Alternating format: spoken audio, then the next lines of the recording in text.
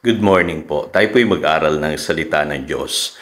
Aklat po ng mga awit, chapter 37, verses 23 hanggang 24. Ang gabay ng tao sa kanyang paglakad ay itong si Yahweh.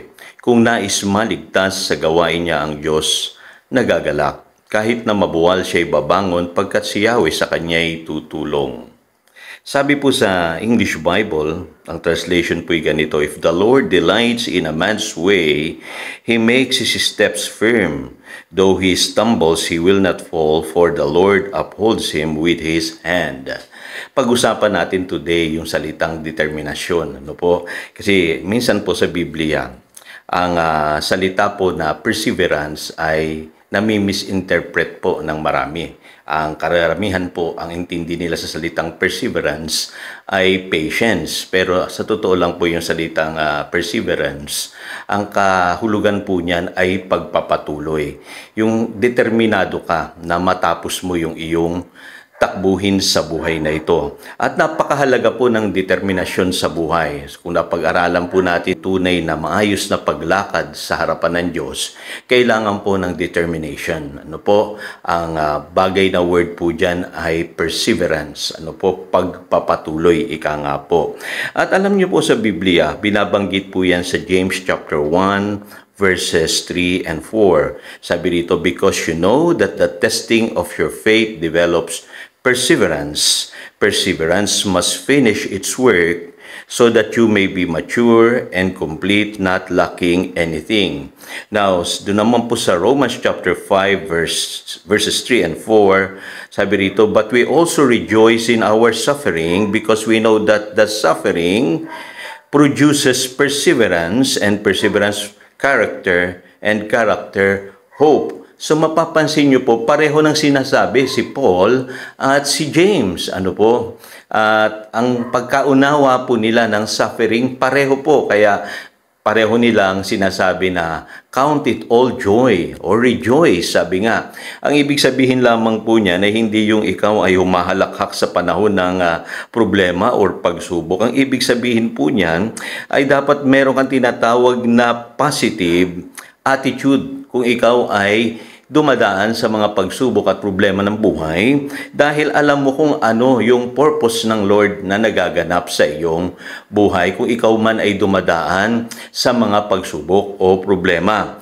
By the way, lagi niyong tatandaan, ang trials and suffering ay hindi nanggagaling sa Diyos, kundi yan ay mula sa kaaway. At ang sabi diyan, the testing of your faith, ano po, produces perseverance. Ibig sabihin, meron ka ng pananampalataya. Kaya minsan po may mga Kristiyano, naririnig ko sa kanila mismo nanggagaling yung salita, "Salamat sa pagsubok kasi nagkaroon ako ng pananampalataya dahil sa pagsubok na yun." Hindi po, may pananampalataya ka na. Faith comes from the Word of God. No po? At yung pong pananampalataya mo, tinitesting yan ng dyablo. Kaya kailangan manatili kang matatag at nagpapatuloy kasi ang Biblia sinasabi pag nalagpasan mo yan, it will produce maturity in your life. Kaya napakahalaga po na sinasabi ng Hebrews chapter 12 verse 1, "Let us run the race with perseverance." Ano po? Naintindihan nyo na po. Ibig sabihin dapat persistent tayo sa buhay na ito. Ang salitang persistent po meaning continuing firmly in spite of difficulty, no? Kailangan driven tayo, determinado tayong matapos yung ating mga takbuhin sa buhay na ito. At kapag ganun po ang attitude natin sa buhay, nagagalak po at nalulugod sa atin ang Diyos. Kasi mas nakikita natin ngayon yung kanyang kamay na gumagabay po sa atin kahit tayo po'y dumadaan sa maraming problema at pagsubok. Yun ang sinasabi ng Psalm 37 verses 23 hanggang 24. Kaya dito po hahangaan natin yung mga taga-Thessalonica. Ano po? Dito po sa 1 Thessalonians chapter 3 verse 7 and 8, sabi po rito, "Therefore, brothers, in all our distress and persecutions, we were encouraged about you because of your faith. For now we really live since you are standing firm in the Lord." So alam nila St. Paul, ano po, sa buhay na ito, bagamat sila ay mga apostles, ano po, mga ngaral na salita ng Diyos, dumaan sila sa mga tinatawag na distress and persecutions. Pero hinangaan nila yung mga taga-Tesalonica. Kasi yung mga taga-Tesalonica, matibay sila sa kanilang pananampalataya. Dumaan din sila sa mga persecutions at pagsubok nung mga panahon na yon. In other words, parang nai-encourage ka kapag nakakakita ka na ang isang tao na determinado sa buhay. Kayo po ba'y ganon? Ano po? Ikaw ba'y nai-encourage pagka may nakita kang taong nagtagumpay sa buhay? Ganon din po ang sinasabi rito ni St. Paul sa mga taga-Tesalonica kasi na-overcome nila yung mga trials and persecutions sa kanilang buhay. Kaya kung babalikan natin yung sabi rito sa Psalm 37 verses 23 to 24, if the Lord delights in a man's way, He makes his steps firm. Matatag po siya sa buhay. Though he stumble, he will not fall, for the Lord upholds him with His hand.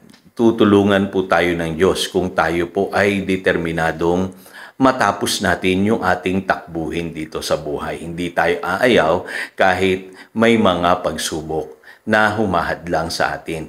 Kaya naintindihan nyo na po yung lesson na matututunan natin sa buhay ni Peter. Ano po? Nung siya ay nag-attempt na lumakad sa tubig. Mapapansin nyo po doon sa Matthew chapter 14 verses 25 to 31.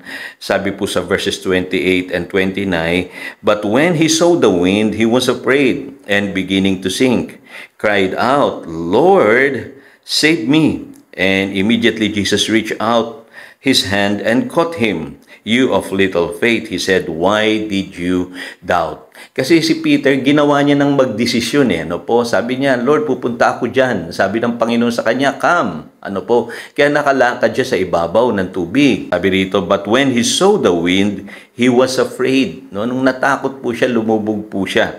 Ano po? Ang sabi ng Biblia. Kaya alam niyo, minsan sa buhay na ito, kahit nagdesisyon ka na at may desire kang lumakad papunta sa Panginoon, kung hindi ka determinado, minsan lumulubog ka pa rin. Ano po? Kaya napakahalaga po ng determination. Yun po ang role ng faith. Kaya ang sabi sa kanya ng Panginoon, tinulungan naman siya. Ang sabi diyan, and immediately Jesus reached out his hand and caught him. At ang sabi, you of little faith, why did you doubt? Kasi dapat determinado po tayo sa ating pananampalataya sa Kanya. So again, ito si Pastor Jojo nagpapaalala upang daluyan tayo ng pagpapala, manatili tayo sa Kanyang salita. Good morning.